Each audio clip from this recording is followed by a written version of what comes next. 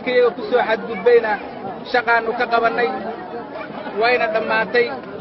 annagana ciidda Kenya dariska aan nahay u gudbin mayno insha Allah ilaa amar kale oo dawladeed oo ciidda ooga qabanno nalama siin kaliya waxaan difaacayna waa xadkayga asagana si nabadgelyo ku dhamaaday wax dagaal oo dambe oo jira male ee dambana dib baan isla hadli doonaa dadka guryahooda ku noqdeen aad ma santiisa u difaacaysan dalkiina waa ku maadantiin dhalinyaro